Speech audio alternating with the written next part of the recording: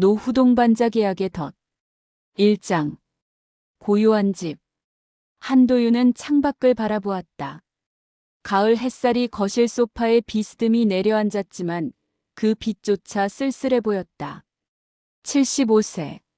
남편이 떠난 지 벌써 10년째였다. 아들은 부산에서, 딸은 분당에서 각자의 삶을 살고 있었다. 명절 때나 얼굴을 보는 게 전부였다. 벽시계가 오후 2시를 가리켰다. 점심은 간단히 국수 한 그릇으로 때웠다. 혼자 먹는 밥은 양을 줄여도 남았다. 냉장고에는 반찬이 가득했지만 대부분 상할 때까지 먹지 못하고 버리곤 했다. 엄마, 괜찮으시죠? 제가 자주 못 가서 미안해요. 딸 지영의 전화는 언제나 똑같은 말로 시작해서 똑같은 말로 끝났다. 도유는 괜찮다고 건강하다고 대답했다.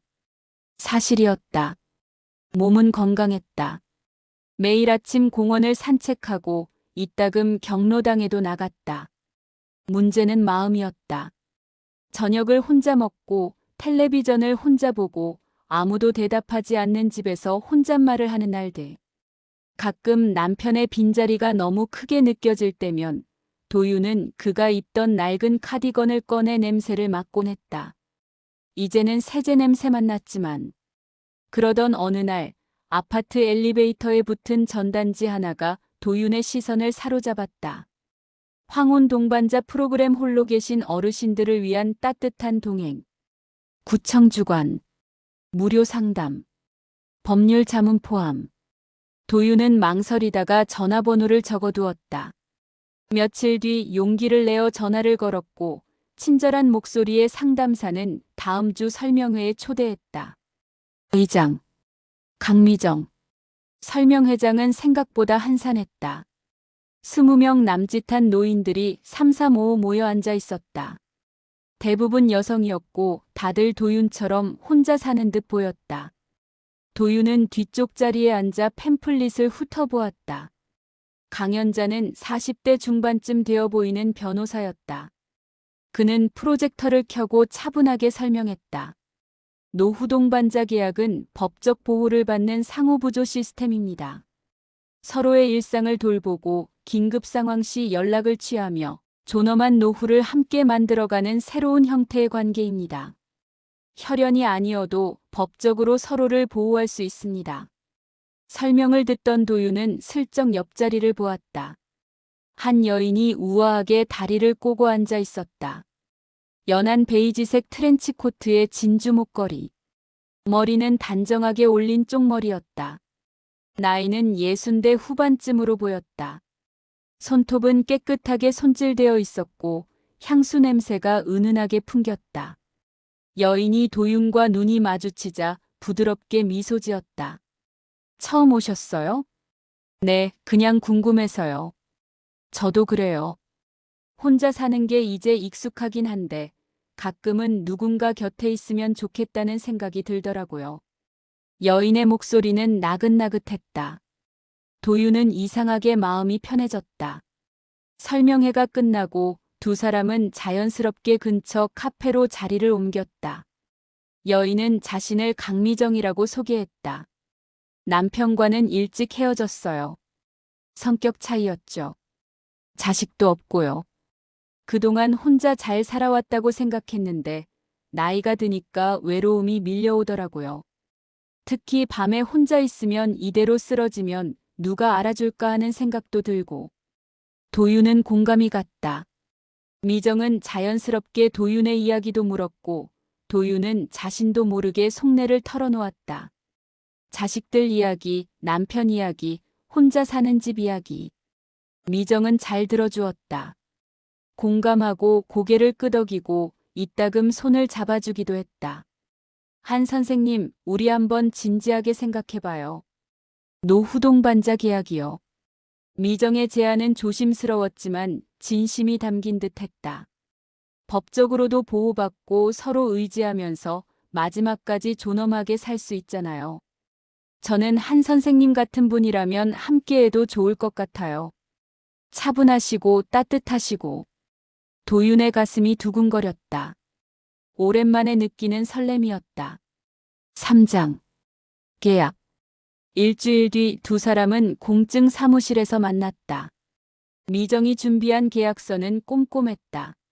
상호 돌봄 의무, 긴급 연락망 공유, 의료 결정 위임, 장례 절차 협의. 모든 조항이 세심하게 작성되어 있었다. 변호사가 하나하나 설명했다. 이 계약은 법적 구속력을 가집니다. 두 분은 서로에 대한 의료 결정권을 일부 위임하게 되고 긴급 상황 시 법적 대리인 역할을 할 수 있습니다. 도윤은 긴장한 얼굴로 계약서를 읽었다. 미정이 조심스럽게 말했다. 여기 공동명의 계좌를 만드는 건 선택사항이에요. 생활비나 의료비를 함께 관리하면 편하긴 한데 부담스러우시면 안 하셔도 돼요. 저는 한 선생님이 편하신 대로 하고 싶어요. 도윤은 잠시 망설였다. 하지만 미정의 눈빛은 맑았다. 계산적이거나 탐욕스러워 보이지 않았다. 저는 괜찮아요. 어차피 서로 믿고 시작하는 거니까요. 계약이 완료되고 두 사람은 근처 한정식집에서 축배를 들었다. 막걸리 한 잔이 달콤했다. 앞으로 잘 부탁드려요, 미정 씨. 저야말로요, 도윤 씨. 하지만 그날 밤 미정은 집으로 돌아와 다른 얼굴로 돌아갔다. 그녀는 휴대전화를 꺼내 어둠 속에서 한 통의 전화를 걸었다. 차 사장님, 계약 완료했습니다. 한도윤, 75세, 아파트 소유의 예금 약 3억. 보험도 2건 있고요. 생명보험 5천만 원, 암보험 3천만 원. 전화 너머로 중년 남자의 낮은 목소리가 들려왔다. 좋아. 천천히 접근해. 이번엔 실수 없이. 지난번 실패는 내 책임이니까 이번엔 확실하게 해. 알겠습니다. 미정은 전화를 끊고 창밖을 바라보았다. 어딘가 찜찜한 기분이 들었지만 그녀는 이미 이 일에 너무 깊숙이 들어와 있었다. 빚도 많았고 차병도의 조직에서 빠져나가는 것은 불가능했다. 사장. 달콤한 일상. 그로부터 몇 달이 흘렀다. 미정은 거의 매일 도윤의 집을 찾았다.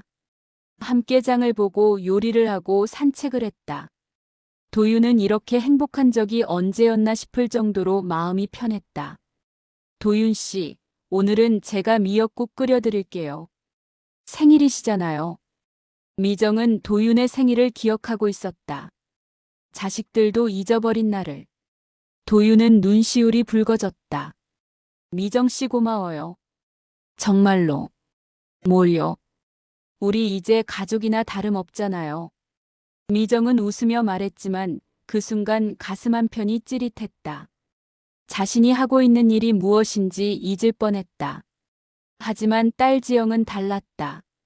어느 날 어머니 집을 방문한 지영은 거실에 앉아 있는 미정을 보고 놀랐다. 어머니, 이분은 누구세요? 아, 미정 씨. 내가 말했잖아. 노후 동반자 계약한 분. 지영의 표정이 굳었다. 설명을 듣고도 석연치 않았다. 어머니, 이런 건 가족들이랑 먼저 상의하셔야죠. 그리고 공동명의 계좌까지 만드셨다고요? 상해. 내 인생인데 왜 너한테 허락을 받아야 하니? 너는 1년에 몇 번이나 엄마 얼굴 보러 오니? 도윤의 목소리에는 서운함이 배어 있었다. 지영은 더 이상 말하지 못했다. 미정은 미안한 듯 자리를 떴다. 제가 먼저 일어날게요. 두 분이 편하게 얘기하세요. 미정이 돌아간 뒤 지영은 어머니에게 조심스럽게 말했다. 엄마, 요즘 노인 대상 사기가 정말 많아요.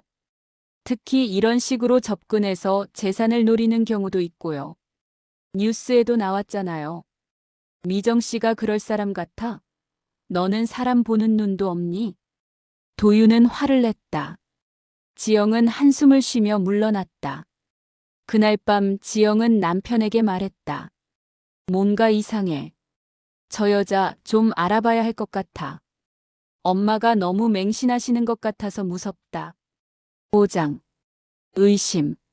지영의 친구 중에는 변호사가 있었다.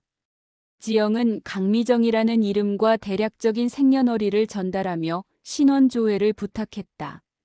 며칠 뒤 돌아온 답변은 충격적이었다.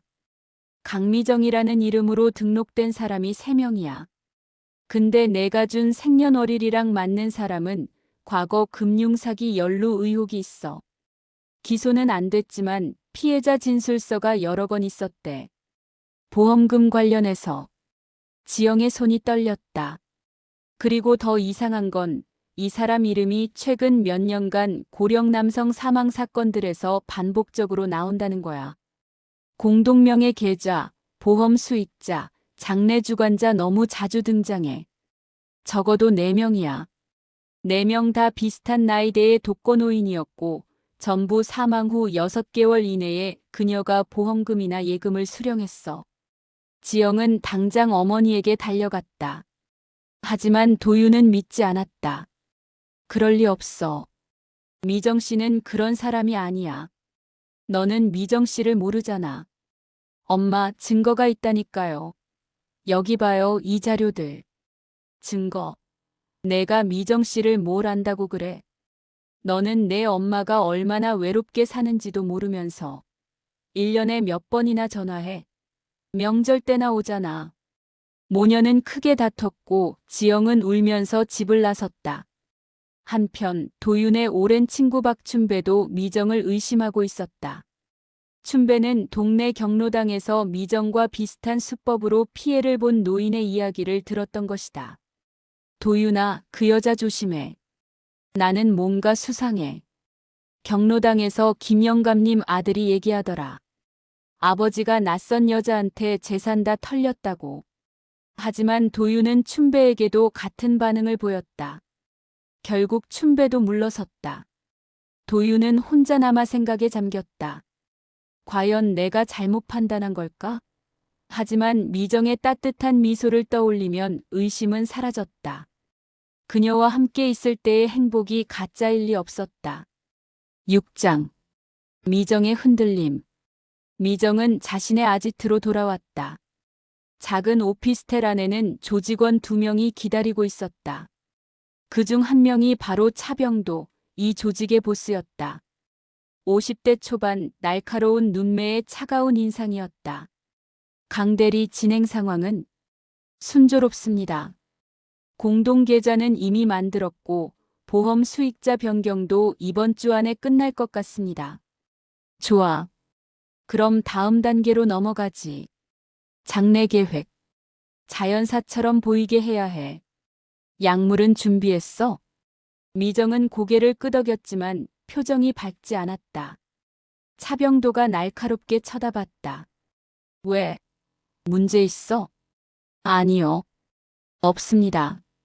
강대리, 너 혹시 감정 생긴 거 아니지? 지난번에도 그래서 실패했잖아. 아닙니다.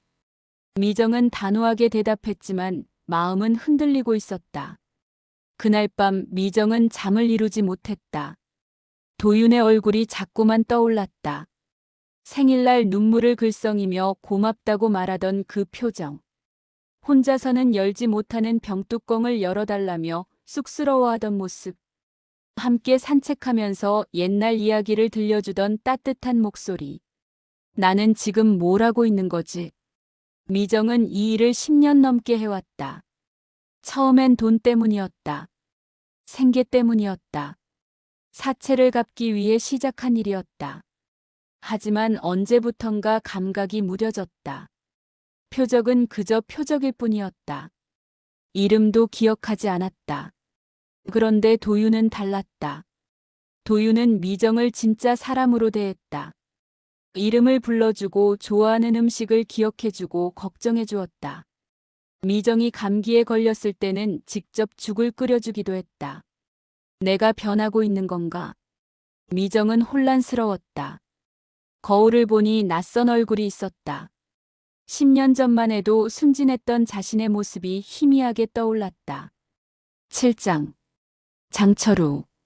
다음 날 미정은 카페에서 한 남자를 만났다. 장철우. 그녀의 옛 연인이자 같은 조직에서 활동하는 선배였다. 40대 후반 단단한 체격에 냉소적인 표정을 가진 남자였다. 미정아, 왜 이렇게 늦어지고 있어? 차 사장님이 불만이 많으시던데. 원래 이번 달까지 끝내기로 했잖아. 철우 오빠 이번엔 좀 다른 것 같아. 뭐가 다른데? 미정은 말을 잇지 못했다. 철우는 비웃듯 말했다. 설마 감정 생긴 거 아니지? 미정아, 우리가 뭐 하는 사람들인데. 이 바닥에서 감정은 독이야. 너도 알잖아. 우리는 이미 돌아갈 수 없어. 알아. 그래도는 무슨. 일주일 안에 마무리 안 하면 내가 직접 처리할 거야. 차 사장님 명령이야. 철우의 목소리는 차갑고 단호했다. 미정은 등골이 서늘해졌다. 직접 처리한다는 게 무슨 뜻이야? 무슨 뜻이겠어? 내가 못하면 내가 해. 그리고 너도 같이 정리될 수도 있어. 너 잊었어? 우리 조직이 배신자한테 어떻게 하는지. 미정은 숨이 막혔다. 철우는 자리에서 일어나며 마지막으로 말했다. 일주일. 그 안에 끝내. 안 그러면 내가 후회할 거야. 8장. 여행. 도윤은 미정에게 제안했다. 미정 씨, 우리 여행 갈까요? 강원도 쪽으로. 단풍도 보고 맛있는 것도 먹고. 저기 평창 쪽에 좋은 펜션이 있대요. 미정은 망설였지만 결국 고개를 끄덕였다. 이상하게도 도윤과 함께 있으면 마음이 편했다. 어쩌면 이것이 마지막 기회일지도 몰랐다. 도윤에게 진실을 말할 용기를 낼 수 있을지도 몰랐다. 이틀 뒤 두 사람은 강원도 산골의 작은 펜션에 도착했다. 아름다운 단풍과 맑은 공기. 주변에는 집 몇 채 외에는 아무것도 없었다. 도윤은 행복해 보였다. 미정 씨 덕분에 이렇게 좋은 곳도 오고 정말 고마워요. 남편하고도 이런 여행 못 가봤는데. 미정은 웃었지만 눈가에 그늘이 졌다. 저녁을 먹고 두 사람은 펜션 앞 나무 벤치에 앉아 별을 바라봤다. 도윤 씨. 네. 만약에 제가 거짓말을 했다면 어떻게 하실 거예요? 거짓말이요? 도윤은 웃었다. 미정 씨가 무슨 거짓말을 하셨겠어요? 설마 나이를 속이셨다거나? 아니, 그게 아니라. 미정은 차마 말을 잇지 못했다. 도윤이 미정의 손을 잡았다. 미정 씨, 우리 나이에 과거가 뭐 그리 중요해요. 지금 이 순간이 행복하면 된 거죠. 미정은 눈물이 날 것 같았다. 그날 밤 펜션 앞에 검은색 승합차 한 대가 멈춰 섰다. 철우와 조직원 2명이 내렸다. 미정이 여기 있을 거야. 끝내자. 9장. 절정. 한밤중 펜션 문이 거칠게 열렸다. 도윤은 놀라서 깼고 미정은 이미 일어나 있었다. 미정 씨? 도윤 씨, 저한테 설명할 시간은 없어요. 지금 당장 뒷문으로 나가세요. 빨리요. 무슨 소리예요? 대체 무슨 일이? 그때 철우가 거실로 들어왔다. 뒤따라 조직원 2명도 들어왔다. 미정아, 왜 이렇게 일을 복잡하게 만들어? 그냥 약 먹이면 끝날 일을. 도윤은 그제야 상황을 이해하기 시작했다. 미정의 표정, 철우의 냉소, 조직원들의 위협적인 분위기. 미정 씨 설마 이게 다 무슨. 죄송해요, 도윤 씨. 정말 죄송해요. 미정의 눈에서 눈물이 흘러내렸다. 철우가 비웃었다. 지금 와서 눈물쇼야? 미정아, 정신 차려. 우리가 누군데. 감정 같은 거에 휘둘리면 안 돼. 하지만 미정은 도윤 앞을 가로막고 섰다. 오빠, 이 사람은 건드리지 마. 뭐? 내가 잘못했어. 나를 잡아가든 뭐라든 해. 근데 도윤 씨는 그냥 보내줘. 제발. 철우의 얼굴이 일그러졌다. 미쳤구나, 진짜. 너 지금 조직을 배신하는 거야? 미안해. 근데 이건 못해. 나도 사람이야. 순간 철우가 미정을 밀쳤고 미정은 바닥에 넘어졌다. 도윤이 비명을 질렀다. 조직원 하나가 도윤에게 다가갔다. 할머니 조용히 하세요. 그냥 잠만 주무시면 돼요. 바로 그때 펜션 밖에서 사이렌 소리가 들려왔다. 경찰차 2대가 급정거했다. 경찰이다. 다들 손들어. 움직이지 마. 지영이었다. 지영은 어머니가 여행을 간다는 소식을 듣고 불안해서 미행했고 수상한 차량을 발견하고 즉시 신고했던 것이다. 평소 같으면 따라오지 않았을 텐데 미정에 대한 조사 결과가 너무 충격적이어서 어머니를 지켜야 한다는 생각이 들었던 것이다. 철우와 조직원들은 체포되었고 미정도 함께 연행되었다. 도윤은 구급차에 실려 병원으로 향했다. 큰 부상은 없었지만 정신적 충격이 컸다. 10장 진실. 조사실에서 미정은 모든 것을 자백했다. 차병도의 조직, 그동안의 사기 수법, 피해자들의 명단. 10년 동안 숨겨왔던 모든 것을 쏟아냈다. 한도윤 씨는 제가 보호하려고 했어요. 제발 그분은 건드리지 말아주세요. 저는 벌을 받아야 하지만 도윤 씨는 아무 잘못이 없어요. 형사는 고개를 끄덕였다. 당신 진술 덕분에 조직을 일망타진할 수 있을 것 같습니다. 차병도는 10년 넘게 우리가 쫓던 인물이었어요.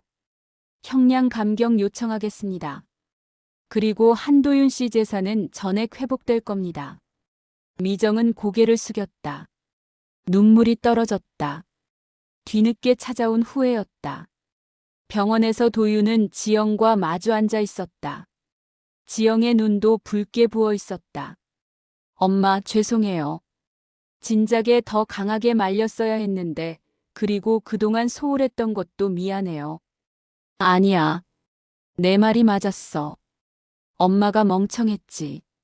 외로움에 눈이 멀어서 사람을 제대로 보지 못했어. 도윤의 목소리는 쓸쓸했다. 하지만 이상하게도 미정에 대한 분노보다는 연민이 더 컸다.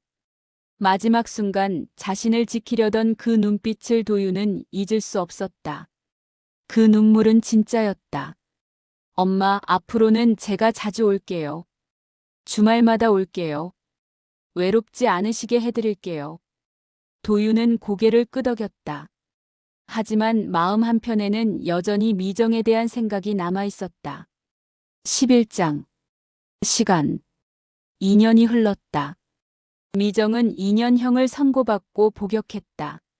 조직의 핵심 정보를 제공하고 진심 어린 반성을 보인 덕분에 형량이 크게 줄었다. 모범수로 지내며 출소 준비를 했다. 감옥에서 미정은 많은 것을 생각했다. 자신이 얼마나 많은 사람들을 아프게 했는지, 돈 때문에 잃어버린 것들이 무엇인지, 그리고 도윤에게 진짜로 느꼈던 그 마음이 무엇이었는지. 출소 후 미정은 작은 요양병원에서 봉사활동을 시작했다. 노인들을 돌보는 일. 이번에는 진심으로. 보수도 거의 없었지만 마음만은 편했다. 할머니들의 손을 잡아주고 이야기를 들어주고 식사를 도와드리면서 미정은 조금씩 치유되었다. 어느 봄날 미정은 산책 중 낯익은 뒷모습을 보았다. 한도윤이었다. 도윤도 같은 병원에서 가끔 산책을 나온다는 것을 미정은 알고 있었다. 하지만 피했다. 마주칠 용기가 없었다. 그런데 그날은 달랐다. 도윤이 먼저 고개를 돌렸다. 두 사람의 눈이 마주쳤다. 긴 침묵이 흘렀다. 앉을래요? 도윤이 벤치를 가리켰다. 미정은 조심스럽게 다가가 앉았다. 한참을 아무 말도 하지 않았다. 미안해요, 도윤 씨. 알아요. 또 침묵이 흘렀다. 하지만 이번 침묵은 불편하지 않았다. 봄바람이 불어왔다. 벚꽃잎이 하늘거리며 떨어졌다. 미정 씨, 그때 날 지키려고 했죠? 네. 왜요? 미정은 한참을 생각하다가 대답했다. 처음으로 저를 사람처럼 대해준 분이었으니까요. 10년 동안 저는 사람이 아니었어요. 그냥 거짓말쟁이였고 사기꾼이었고 괴물이었어요. 근데 도윤 씨는 저를 그냥 미정이로 봐주셨잖아요. 도윤은 고개를 끄덕였다. 이제 뭐 할 거예요? 여기서 봉사 계속할 거예요. 속죄하면서. 제가 받은 것보다 더 많이 돌려드리고 싶어요. 그래요. 두 사람은 한참 동안 아무 말 없이 앉아 있었다. 새들이 지저귀고 바람이 불고 햇살이 따뜻했다. 가끔 여기 와도 돼요? 미정의 목소리는 떨렸다. 도윤은 잠시 생각하다가 고개를 끄덕였다. 그래요. 가끔. 근데 자주는 안 돼요. 미정은 웃었다. 눈물이 날 것 같았지만 참았다. 감사합니다, 도윤 씨. 정말로. 에필로그. 계절이 바뀌었다. 여름이 지나고 가을이 왔다. 도윤과 미정은 이따금 병원 정원에서 마주쳤다. 길게 대화하지는 않았다. 그저 인사를 나누고 날씨를 이야기하고 가끔 차 한 잔을 함께 마셨다. 도윤은 여전히 미정을 완전히 믿지는 않았다. 하지만 미정이 변하고 있다는 것은 느낄 수 있었다. 미정은 매일 아침 일찍 병원에 나와 노인들을 돌봤다. 휠체어를 밀어드리고 식사를 도와드리고 이야기를 들어드렸다. 어떤 할머니는 미정을 딸처럼 대했다. 미정은 그럴 자격이 없다고 생각했지만 그래도 고마웠다. 어느 날 미정이 조심스럽게 물었다. 도윤 씨, 저를 용서한 건 아니죠? 당연하죠. 도윤의 대답은 담담했다. 그럼 왜? 용서는 안 해도 이해는 할 수 있으니까요. 그리고 도윤은 잠시 말을 멈췄다. 사람은 변할 수 있다고 믿고 싶어요. 미정 씨가 변하고 있다는 걸 알아요. 그게 진짜인지 가짜인지는 시간이 증명하겠죠. 미정은 눈시울이 붉어졌다. 저 평생 속죄하면서 살 거예요. 도윤 씨한테 받은 그 마음을 잊지 않을 거예요. 지영은 가끔 어머니를 보러 왔다. 미정을 보면 여전히 불편했지만 어머니가 예전보다 평온해 보인다는 것은 인정했다. 그리고 미정이 진심으로 반성하고 있다는 것도 느낄 수 있었다. 엄마, 괜찮으세요? 응, 괜찮아. 요즘은 정말 괜찮아.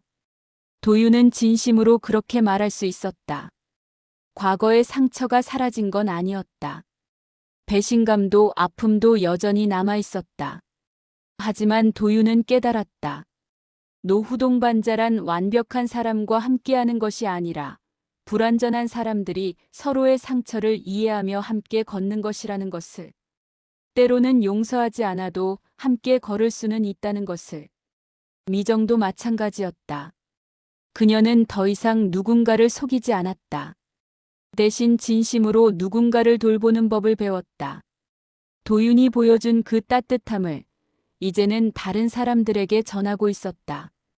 그렇게 두 사람은 각자의 방식으로 속죄하고 치유하며 조금씩 앞으로 나아갔다. 어느 겨울날 눈이 내렸다. 도윤과 미정은 벤치에 나란히 앉아 눈을 바라보았다. 두 사람 사이에는 적당한 거리가 있었다. 너무 가깝지도 너무 멀지도 않은. 미정 씨. 네. 다음 생에는 처음부터 제대로 만났으면 좋겠네요. 거짓말 없이. 미정은 조용히 웃었다. 저도요, 도윤 씨. 저도 그러고 싶어요. 두 사람의 사이로 눈송이가 조용히 내려앉았다. 차갑지만 아름다운 겨울이었다. 그리고 그 차가움 속에서도 두 사람은 각자의 방식으로 따뜻함을 찾아가고 있었다. 도윤은 더 이상 외롭지 않았다. 미정 때문이 아니라 딸이 자주 찾아왔고 친구들과도 더 자주 만났고 스스로를 돌보는 법을 배웠기 때문이었다. 미정은 더 이상 죄책감에만 시달리지 않았다. 매일 진심으로 누군가를 돕는 일이 조금씩 그녀를 치유하고 있었다. 두 사람은 다시는 노후동반자 계약을 맺지 않았다. 그럴 필요가 없었다. 계약 없이도 가끔 마주치며 나누는 짧은 대화만으로도 충분했다. 그것이 진짜 동행의 의미였다. 봄이 오면 두 사람은 다시 벤치에 앉을 것이다. 여름이 오면 그늘 아래서 더위를 식힐 것이다. 가을이 오면 낙엽을 바라볼 것이다. 겨울이 오면 눈을 바라볼 것이다. 그렇게 계절은 흐르고 시간은 흐르고 상처는 조금씩 아물어갈 것이다. 완전한 용서는 아니어도 이해와 공존은 가능했다. 그것만으로도 충분했다.